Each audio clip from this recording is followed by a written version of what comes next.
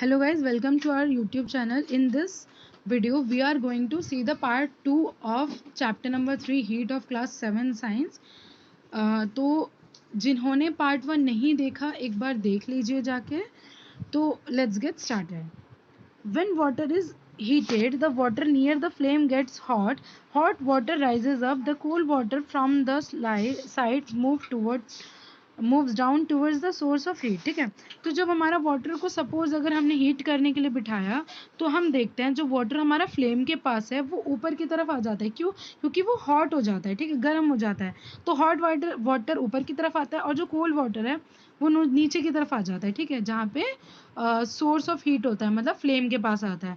This water also get hot and rises and water from the sides move down. ठीक है, ये water भी क्या हो जाता है, गर्म हो जाता है और ऊपर की तरफ चला जाता है और फिर नीचे आ जाता है धीरे धीरे. ठीक है, this process continue till the whole water get heated.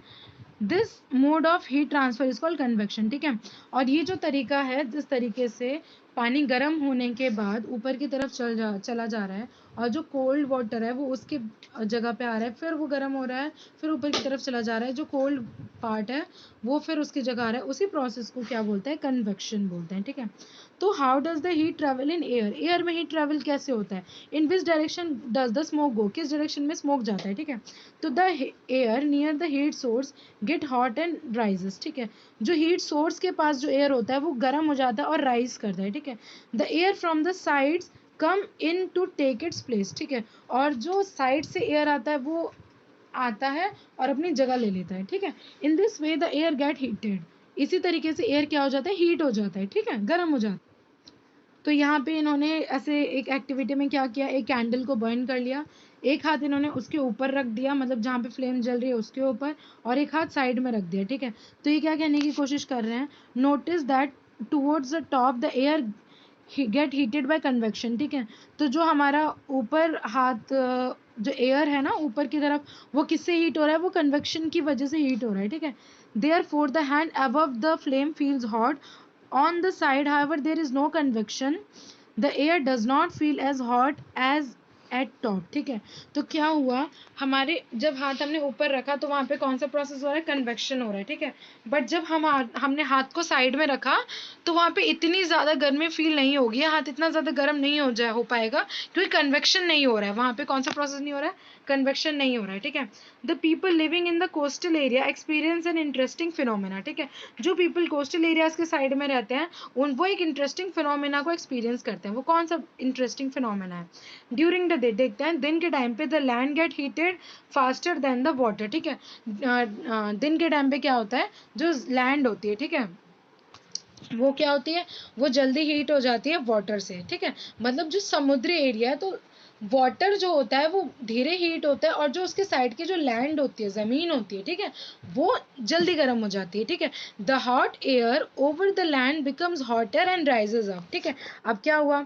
हमारा सपोज ये लैंड है और यहाँ पे क्या है, वाटर है. ठीक है, ये क्या है, वाटर है. ठीक है, तो हम इसको दूसरे कलर से देखेंगे. तो जो लैंड से जो गर्म हो गया, यहाँ से जो एयर आई ये क्या हुआ, ऊपर की तरफ राइज हो गई. क्या हो गई, राइज हो गई. ठीक है, the cooler air from the sea rushes in towards. ठीक है, अब ये ऊपर की तरफ राइज हुई. ठीक है, तो अब ये एरिया क्या हो गया, खाली हो गया, लैंड वाला एरिया ये खाली हो गया. ठीक है, तो ये जो ठंडा हवा है वो कहाँ से, सी से इस तरफ आ जाएगा, सी से किसकी तरफ आएगा, लैंड की तरफ आ जाएगा. ठीक है, तो अब उसके बाद the warm air from the land moves towards the sea to complete the cycle. ठीक है, तो बेसिकली क्या होता है, कुछ भी नहीं होता. देखिए एक बार और समझाती हूँ.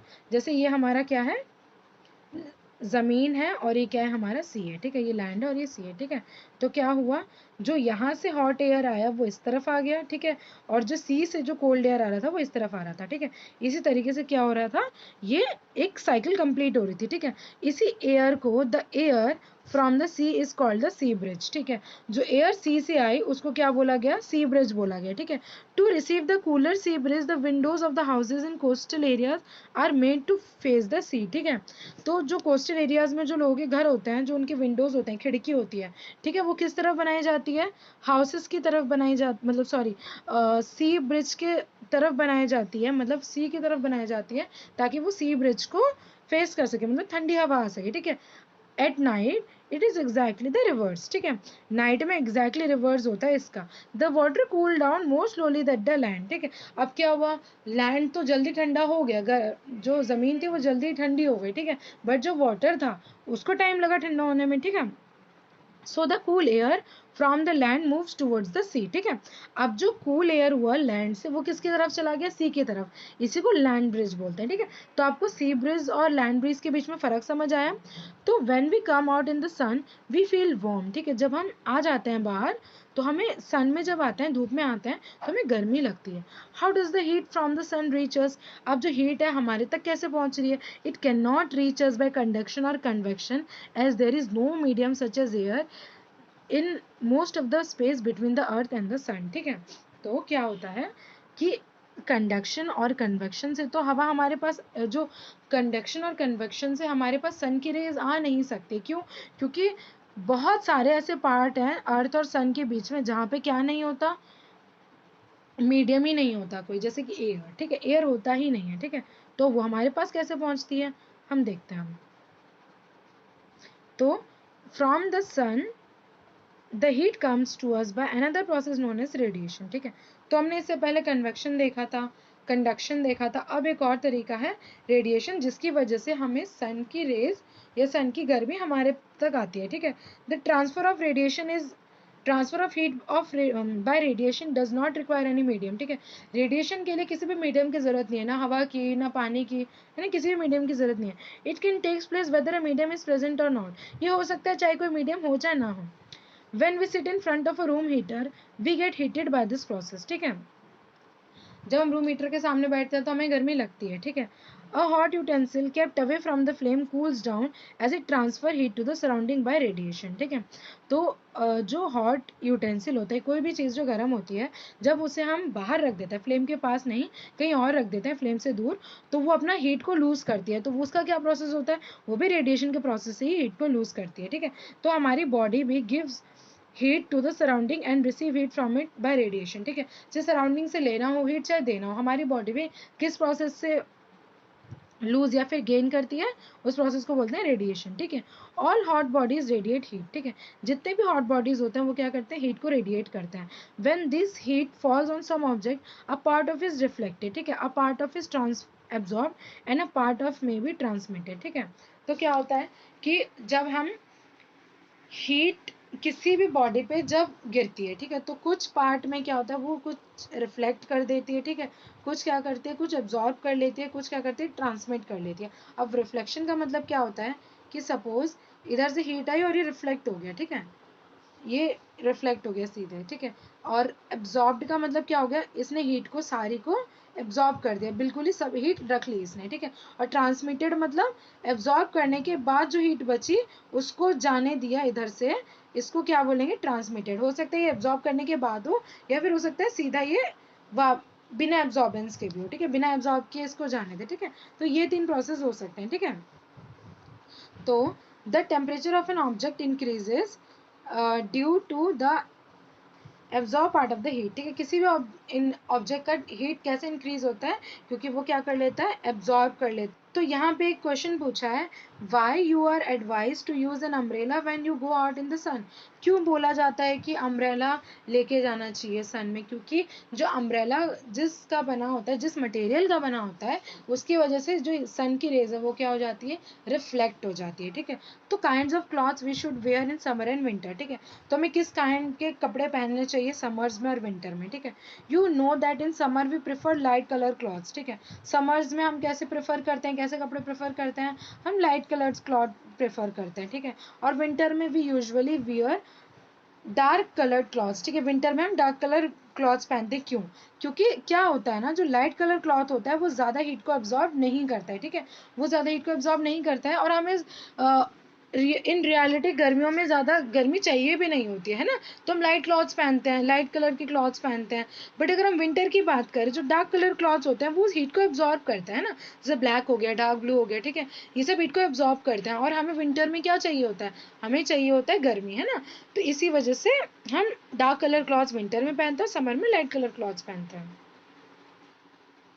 तो यहाँ पे दिया भी है Dark surfaces absorb more heat and therefore we feel comfortable with dark clothes, colored clothes in winter, and light color clothes reflect most of the heat that falls on them and therefore we feel more comfortable wearing them in the summer. ठीक है, इसलिए बोला जाता है यही जो मैंने बोला कि absorb करते हैं ज़्यादा हीट डार्क कलर के जो क्लॉथ्स होते हैं जैसे विंटर्स में पहनते हैं, लाइट कलर के जो क्लॉथ्स होते हैं वो कम absorb करते हैं, इसलिए उन्हें हम समर्स में पहनते हैं ना. Woollen clothes keeps us warm in winter. ठीक है, तो हमें गर्मियों में हमें गर्म कपड़े सर्दियों में गर्म रखते हैं, गर्मी प्रोवाइड करते हैं. क्यों? और वो जो गर्म कपड़े होते हैं वो किसके बने होते हैं? वुलन के बने होते हैं, वूल के बने होते हैं, है ना. विंटर्स में हम पहनते हैं. तो क्यों ऐसा होता है? In winter we use woollen clothes. Wool is a poor conductor of heat, क्योंकि वो वूल जो एक होता है वो पुअर कंडक्टर ऑफ हीट होता है. ठीक है. Moreover, there is air trapped in between the wool fibers. ठीक है, साथ ही साथ wool fibers के अंदर कुछ air trapped होता है, फंसा हुआ होता है. ठीक है, this air prevent the flow of heat from our body to the cool surroundings. ठीक है, cold surroundings, so we feel warm. ठीक है, तो बेसिकली क्या होता है, जो हमारा वुलन क्लॉथ्स होते हैं ना ये क्या करते हैं, एयर को प्रिवेंट नहीं होने देते. मतलब बेसिकली एयर को, जो हमारे बॉडी से जो गर्म हवा निकल रही है, ठीक है, या गर्मी जो होती है वो हमारी बॉडी से बाहर नहीं निकलने देते हैं. ठीक है, कोल्ड सराउंडिंग्स में, इसलिए हमें गर्मी लगती है. ठीक है, suppose you were given the choice in winter of using either one thick blanket or two thin blanket joined together, what would you choose and why? ठीक है, तो अगर सपोज आपको बोला जाता है या तो आप एक मोटी सी ब्लैंकेट लो, ठीक है, या फिर दो पतली ब्लैंकेट्स लो, तो आप क्या चूज करोगे और क्यों चूज करोगे? ठीक है, तो ये आंसर आप कमेंट करना. ठीक है, remember that there would be a layer of air in between the blankets. ठीक है, तो ये ध्यान रखते हुए ये ध्यान रखना कि एक जो लेयर होती है एयर की वो कहाँ रहती है? ब्लैंकेट्स के बीच में रहती है. ठीक है, तो आप इसको आंसर करना कमेंट में और देखते हैं किसका आंसर सही है. ठीक है, तो इसके साथ हमारा चैप्टर नंबर 3 हीट खत्म होता है. अगर आपको कोई भी डाउट है कमेंट कर सकते हैं या फिर आप गिवन डिस्क्रिप्शन में गिवन ईमेल आईडी में मुझे मेल भी कर सकते हैं. अदरवाइज इफ़ यू वांट मैं आपको अपना नंबर भी दे सकती हूँ ताकि आप मुझसे कनेक्ट कर पाएँ. ठीक है, तो एट लास्ट अगर आपको मेरी वीडियो पसंद आती है तो प्लीज़ लाइक कीजिए, सब्सक्राइब कीजिए और कमेंट कीजिए. Thank you.